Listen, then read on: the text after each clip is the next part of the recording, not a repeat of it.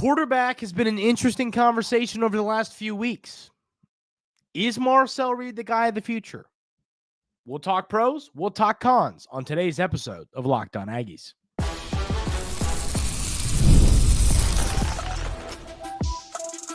You are Locked On Aggies, your daily podcast on the Texas A&M Aggies, part of the Locked On Podcast Network, your team every day. Welcome on into Locked On Aggies. I'm your host, Andrew Stefaniak. Thanks for making Locked On Aggies your first listen every single day. Today's episode is brought to you by our friends over at FanDuel. You can start the season with a big return on FanDuel. New customers can place a $500 bet, and you'll get started with $150 bonus bets if you win your first $5 bet. Visit FanDuel.com to get started. On the show today, ladies and gentlemen, we're talking a little bit about giving a grade to the recruiting class of Coach Elko. Yesterday, Coach Elko had a press conference to break down. He's not allowed to talk about recruits until they're signed. So he talked about some of the players, the class, and all that. We'll run through that. A lot of fun stuff there. But we're going to start the show talking about what we talked about for a hair yesterday. And I said either later in this week or early next week, we're going to have it be a full show. And that's what it is today. This is the full show talking about, is Marcel Reed the future at quarterback? I'll be honest. I thought more people were going to be on board with Marcel Reed being the future of the quarterback position at Texas A&M. In the comments on YouTube, I've seen a lot of it. Once again, hey, to each your own. Love the different opinions. It makes for fun conversations here on the show. I've seen a lot more people kind of saying, I don't know about Marcel Reed as the guy. And so we're going to talk about it. And I think it's a good conversation to have because I see both sides. So I believe Marcel Reed is the future at quarterback.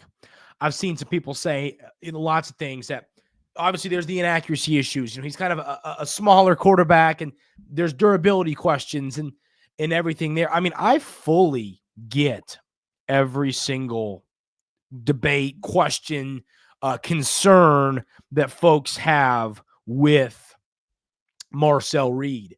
I get it. So my first thought is this. You have to remember Marcel Reed played one game last season. It was the bowl game against Oklahoma State, and he wasn't even supposed to play that game. He just was kind of launched into action because of the injury to Jalen Henderson. Now we get going in this season, and Connor Wigman starts the year kind of ugly, and it gets banged up, and boom, here's Marcel Reed, and he's winning football games. Connor Wigman's back healthy. He takes back over against Missouri, has a game or two, and then LSU, from then on, it was the Marcel Reed show. And he played well. He won some football games. And then he had some moments where he could have been better that could have helped this team win some more games. And it was an up-and-down season for Marcel Reed. There was a lot to be excited about and a lot of points for concern. That's kind of the way I look at it. But for me, very simple, looking at this, the future of the quarterback position for Texas A&M, you're kind of down to a few options here. Wigman's gone. Jalen Henderson's gone. Right now, you've got Marcel Reed, you got Miles O'Neal, and then the two kids coming in this recruiting class. And I don't think maybe they're the answer in the future, but I don't think it's right now. So kind of looking at this, it's Marcel Reed or Miles O'Neal right now. I have a feeling that Texas A&M is going to go look at quarterback in the portal. Now, there's two ways you can look at quarterback in the portal. The first way is you look at it, we're looking for a veteran who's played a lot of snaps, who can back up Marcel Reed for a year, get a degree before moving on to the workforce. Like that type of, we see that a lot. Or are you going to go get the $1 million quarterback? We've heard about this, the $1 million quarterback. Texas A&M really hasn't needed one of late. You've had Wigman you haven't needed the $1 million transfer quarterback for years now. And is this the year you need one? And I don't know, ladies and gentlemen. I don't know, because here's my take on the situation. I believe a year of development in the offseason with saying, okay, Marcel Reed is our guy. Marcel Reed is the starter for this. Marcel Reed is the starter for this Texas A&M football team. If he can have a year of the offseason knowing that he's the guy and he has a year to develop and continue to get better and better and better and better, I'm all in on Marcel Reed. I think that his legs are unstoppable.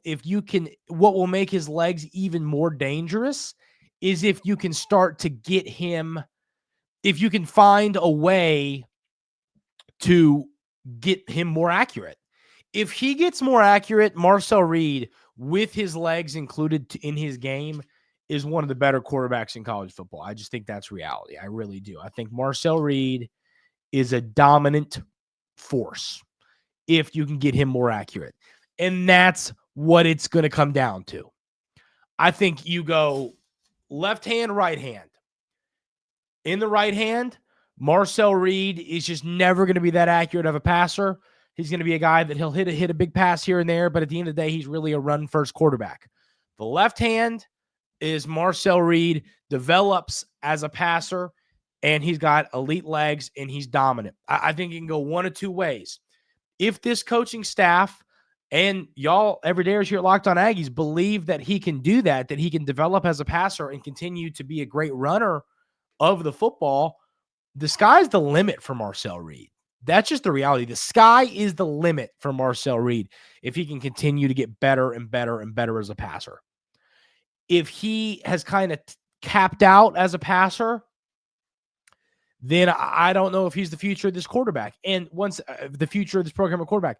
And that is up to the coaching staff. The coaching staff needs to, really address what they've seen at practice, address what they've seen in games and say, okay, is Marcel Reed the future of our program at quarterback? Because if not, you're going to waste a season if he's not. Now, I'll tell you this with confidence. Yeah, Marcel Reed can make you 7-5 next season. I mean, I even with that tougher schedule, Marcel Reed can get you 7-5. But we don't want 7-5. That's not what Texas A&M is looking for right now. Texas A&M has the talent to be a playoff team, and you got to start getting them because, I mean, fans are getting more riled up. Every year you're not going to make the playoffs. So you got to go get – if Marcel Reed can't get better as a passer, if the staff believes that, if they've really looked at it and said, we've done everything, he's a great runner, maybe we'll have packages for him, maybe he'll come in and change a game like he did against LSU when Connor Rigman was struggling, then whatever. But if they don't think he can be the guy, I think you got to go get the $1 million quarterback. And the sad reality is, ladies and gentlemen, we can look at film, we can have the discussion. We don't know the answer to that, only the coaching staff does. I believe now, here's the deal.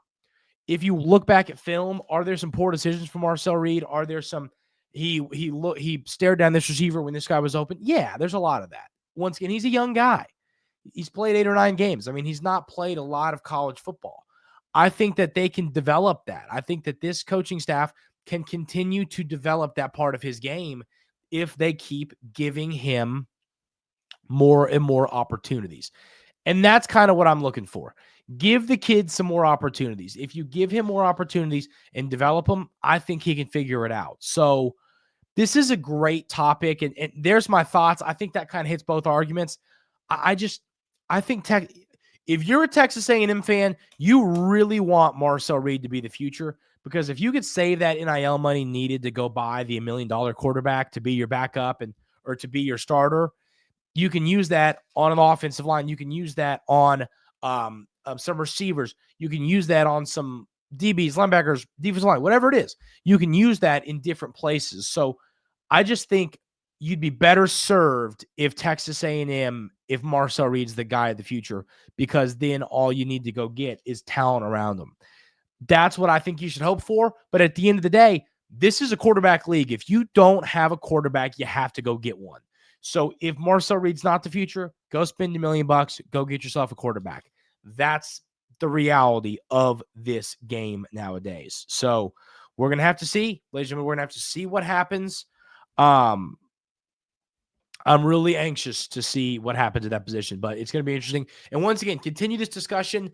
I talked about it at the tail end of the show yesterday. Some people might have not stuck around for that part. So, hey, leave in the comments, what do y'all think about this discussion? I'm really curious to hear what everyone has to say. We're going to talk about what Coach Elko had to say in his press conference yesterday about the recruiting class. A lot of positives. We're going to run through that coming up right here on Locked On Aggies. But first, I got to tell you about our friends over at FanDuel. Get ready to tackle the NFL action with FanDuel, America's #1 sportsbook. Because right now, new customers can bet $500 and bet $5 and get $150 in bonus bets if you win. The FanDuel Sportsbook app gives you everything you need to place live bets on the NFL all in one place. So when you get a hunch in the middle of the game, you can check out the latest stats, view live play-by-play, and so much more on the same page where you place your bets. Just visit FanDuel.com to join today. You'll get started with $150 in bonus bets if you win your first $5 bet. That's FanDuel.com. Once again, hey, fantasy football is almost over. We'll find out this week. Are you in the playoffs or not in the playoffs? It's going to come down to this. And if you're out of the playoffs, hey, there's no better place to go and drown your sorrows than betting on some NFL over on FanDuel. Never waste a hunch and make every moment more with FanDuel, an official sports betting partner of the NFL, and of course, the Locked On Podcast Network. So Coach Elko had a lot to say after the kind of end of the day with the signing day and all that yesterday. It was a really exciting day. The surprise I think was Jerome Miles. I think besides that, it was all pretty, it was pretty chalk and no other real surprises there. But let's run through what Coach Elko had to say. First of all, not talking about the recruiting class, Coach Elko announced that Scooby Williams, linebacker, is going to be returning next season. I think that's massive. We talked about Scooby Williams. We'll pull up the numbers for him on the year. This season, he had 43 total tackles. He had 1 interception. He recovered a fumble. Scooby Williams is once again a high upside player that I think is going to be a massive, massive part of this defense next season. So that's a big time get right there. I talked about it last offseason. Sometimes some of your most significant additions is holding on to some of your players. That's great to hear. So Scooby Williams is back. Here's what Coach Elko had to say about the 5-star phenom I was talking about, Jerome Miles, the receiver. He's a unique skill set that we don't have. His ability to get vertical and stretch the field, stand out. That kid is going to be really, really, really special. I believe that. I've talked about that. I believe he's an NFL player. I believe he's the guy that you're going to see out there on the field next season. A lot. Like I think he could be a starter at a receiver for you next year. I love this quote. This is Coach Elko talking about Connor Wigman. So much respect for Connor and the way he handled a tremendously challenging situation for him to lose the job and stay, a great teammate, a great Aggie. I had an idea that was coming. I think it's the right thing for him, his future and his career. I have a tremendous amount of respect to him. I'll tell you this. Say what you want about Connor Wigman. It didn't work out for him here. He didn't live up to the 5-star hype here. No question. No debate to any of that. But I have so much respect for the way he handled it. A lot of players don't handle the benching the way that he handled it. A lot of respect for Connor Wigman. Best of luck to him. I think he's going to go somewhere and be really good next year. I fully do believe that. So best of luck to Connor Wigman in the future. Love the way he handled the situation. Coach Elko had this to say about the secondary. The story is going to be speed, and it's speed across the board. We're going to go out and find length and speed, and we were able to do that. So, that's great to see. They got speed in the secondary in high school. I wonder if they're going to go after that more in the portal. A lot of interesting stuff there. Here's where we kind of get into players. So Coach Elko had this to say about Noah McHale. He's also a finalist for the Butkus Award that goes out to the most outstanding high school linebacker across the nation. McHale's a great player. Another guy who's going to come in. I don't know how much he's going to play next year. You're going to have some veteran guys around. You're going to have York and Scooby, and you're going to have a lot of players. So I don't see him playing a ton next year, but high upside player. Really, really excited to see what he brings to the table because I think he's going to have a special career. Coach Elko had this to say about Marco Jones. He's an elite baseball player, and he's going to bring his talent across the street to Bluebell Park as well. Love that. Love dual sport athletes. I've just always been a big fan of them. Here's what he had to say about the offensive line class. We got a really, really strong offensive line class coming in. No question there. He goes on to say this about signing 6 offensive linemen. That was a goal of ours. We wanted to build the offensive line. It was a strong class this year in the state of Texas, so it was important for us to go out and get the ones that we coveted. And then obviously staying on the offensive line topic with Lamont Rogers, the 5-star who committed to you just the other day. Lamont Rogers was a kid that for a long time we were really high on, sought after kid for a really long time. We were able to get him in the boat late in the process, and we're excited about that. Hey, the way that Coach Elko and this coaching staff really closed out the 2025 class has been impressive.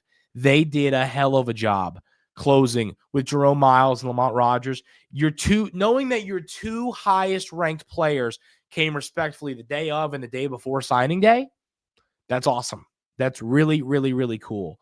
I mean, you've got a lot of stars on this in this class, and I think the way that they close this class out is going to really, really be important down the stretch. Here's what Coach Elko had to say about Keati Armstrong, the tight end. He's an enormous kid. He'll play here at about 265, and he'll be a true tight end, a kid that can block and set the edge, but he can also stretch the field vertically. A tight end like that, I think, is what Texas A&M was missing. I mean, you had a lot of tight ends last year with different skill sets, different sizes, but I mean, Theo was a guy at the end of the year who kind of did stuff like that, Theo Mellon-Orstrom, but Keati Armstrong, if he's playing at 265 and he is blocking, but he's also getting downfield and getting open. I mean, we talked about it.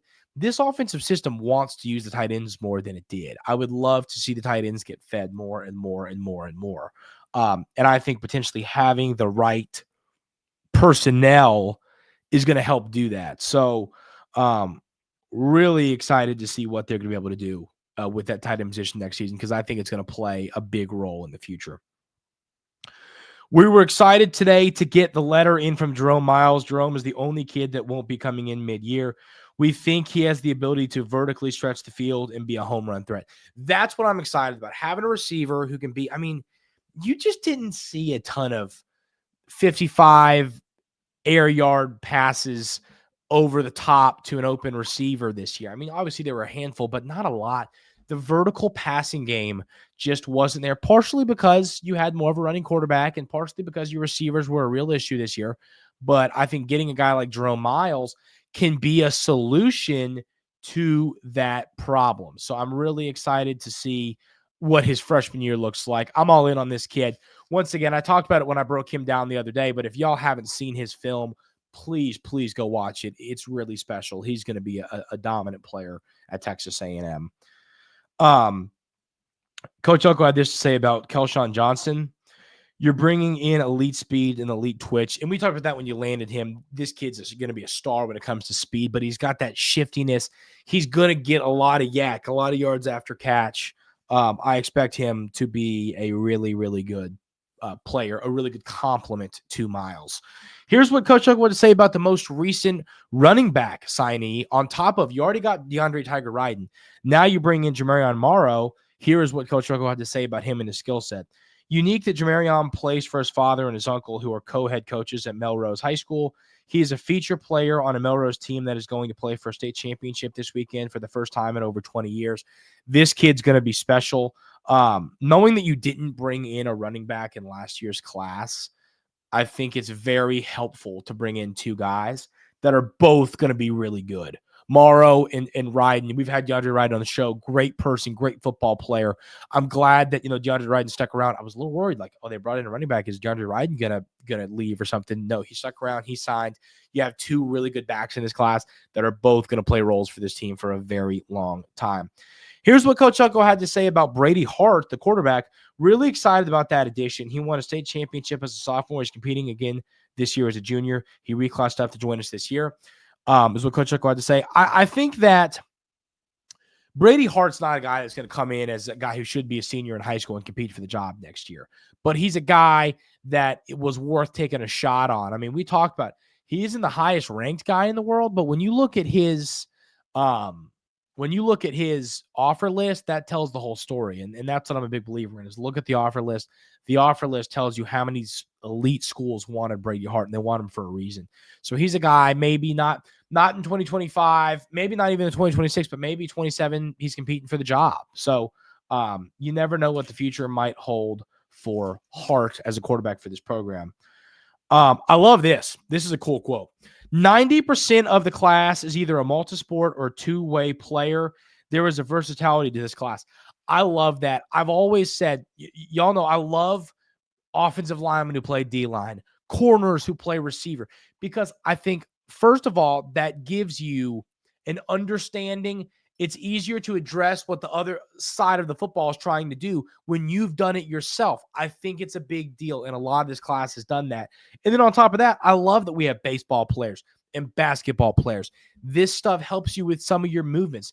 Baseball is a quick twitch sport. Basketball, teaches more of the athleticism. There's a lot that you learn from playing these other sports that can help SEC football players be more dominant in their careers. So I loved that quote as well. Final quote here, and I love this one. We wanted to find winners. When you talk about closing, winning championships, that's a habit. I'm excited that 7 of our commits are still playing and fighting to win state championships. Coach Elko likes to recruit players that play with his mentality, which is a winning mentality. I'm fired up about that. Coach Elko is recruiting the right guys, and that's going to lead to victories and lead to wins and lead to NFL draft picks and all the positive things you want from a recruiting class. We are going to grade this Texas A&M 2025 recruiting class, and we will do that coming up right here on Locked On Aggies.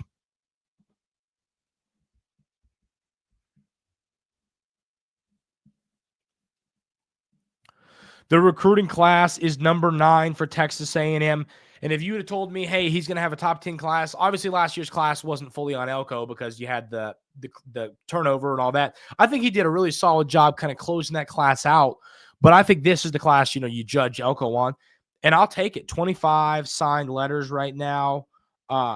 When you look at that, and you've got the number 9 overall class, you got 2 5-stars.